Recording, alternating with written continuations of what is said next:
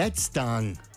That's a tough loss, but when it happens in April, you'll be all right. That team won't get down about that. But that's a tough loss. But like in the moment, there's no like, and again, like because the blood was flowing in more ways than one. Yeah. The juices are flowing. You're feeling great about your team. That's when You're it gets loving the hacked way off. It hurts more because it's raging. Oh my goodness, you're so excited. You don't expect that. Like it's out of the blue, and all of a sudden now you chop it off. Yeah. What are we talking about here? But yeah, the excitement level and like out of the blue, they just lower the boom of an 8-0 game. And I think I saw from Marquee that was the first time that they have blown an 8-0 lead since I think 2002. And that came against the White Sox. And I think I was at that game. I think that was the game that Kerry Wood hit Paul Konerko in the head. Konerko. I think the guys were talking about it earlier. And they hit I think he went deep a couple of times against Kerry. I was at that game. If that's the one that I'm thinking of. I can't imagine the swing of emotions for someone like yourself reveling in another 8 spot early in that game. What was it, 8-0 in the third? All of your guys with excellent at-bats. I think they put up 4 in the third and 4 in the fourth. Was it? And then, so it's 8-0, and it's 8-0 going into the sixth, as you heard. So, like, and Assad's rolling, and you're not thinking anything. And like I told you, so I'm in the basement, and I had Cubs on TV too. The tournament game ends, and that's, like, the Cubs game was way more exciting than the tourney game. The championship game. And so I just turned off all the TVs. It's 8-0, and then the tourney game ends. And I'm texting everybody. I'm like, how about the Cubs? Like, it's 8-0, and I'm chalking it up already as a win. There's no threat in sight. I'm going up. It's late already. I mean, that tournament game starts so damn late. It's West Coast baseball. It's 11 o'clock. And so I'm in the bathroom, and I'm texting my buddy Perry, and he's like, you know, they could use another starting pitcher. And I'm like, you know, how dare you? They're winning 8-0, and you're glass half full, half empty guy. So I go to the score on the ESPN app, and I'm like, does he know something I don't know? And sure enough, it's 8-4. I'm like, oh crap, it's 8-4. And I'm like, it's 8-4, and now they've got a runner on third with nobody out. And I'm like, damn it, I can't go to sleep right now.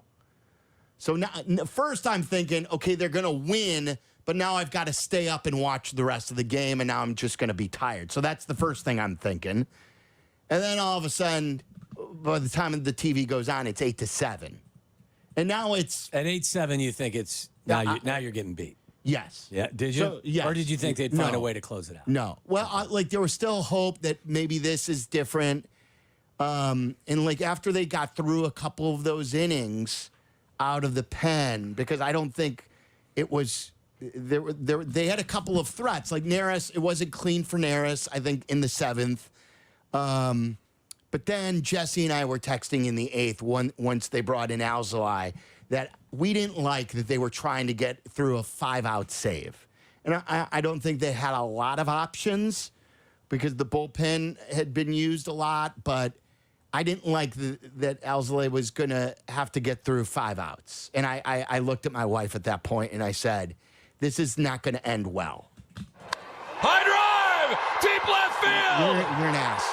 At the wall, gone! And then the Padres trail! You know what? I'm honest with you. I think that's dirty pool. I don't think Miller gets to rub this in. His team's the White Sox. They're historically bad. And who'd they trade? Right. Tatis, yeah. I know. Yeah, like, I think that's such dirty pool that he's in there. He's part of the, the Padre chat boards, the message boards out there. Yes. What is the Padres chat boards? These are my father's. Friars for us. Friars for us, yeah. FriersForUs.com. Fry this. And if it's not the Padres, I mean, he'll jump on the Pirates bandwagon until that thing loses its wheels.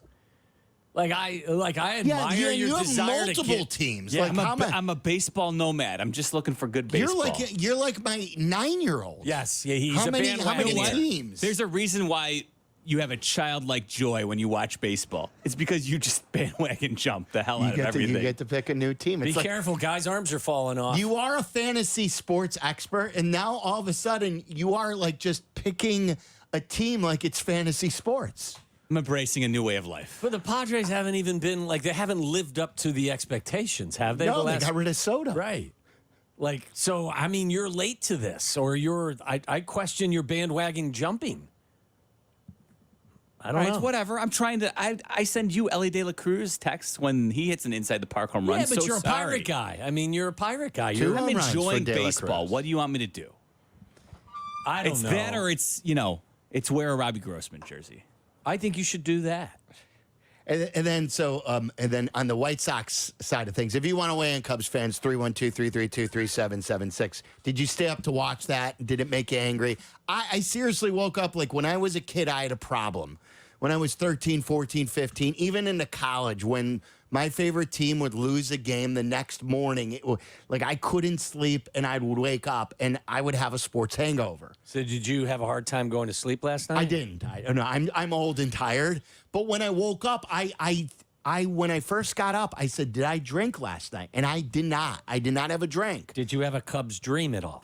No. No? Okay. I did not have a Cubs drink. All right. But I did feel hungover, and I think it's because of that loss. And I woke up and I said, first thing Braxton said to me, he always checks the ESPN app, and he said the Cubs lost, Daddy. I go, yeah, they were winning 8-0. I filled him in, and he was very upset by it. Did Mason rub it in at all? Not really, Okay. but he sort of Would have been a good opportunity he for him. He giggled a little bit. Listen, you got to take your opportunities, Mason. Yeah. Especially when your team's 1-9. He's a Machado guy. He's not a Tatis guy. Oh, he is. Yeah, Okay. he likes Machado. Okay. I will say, Sylvie, off of your point there, our Cubs ticket chat this morning, one guy texted in there at around 8:30 and goes, "Woke up pissed off today." Yeah. I was. It hasn't been that way for me with the Cubs in a long time, since the end of the core. Because since your like expectation 19. levels have been Yeah. tempered a little. Yes, and that was the most joyful I've been to start a year in a long time. Well, you get another Yeah, opportunity of to stay course. up late tonight because this is a 9:05 first I know. pitch. And hopefully, My Lord. like you said, hopefully it's a footnote and they do good things this year. But hopefully this isn't the start of a really bad road trip, and you look back on it and say, "See, that's where it kind of turned bad for them."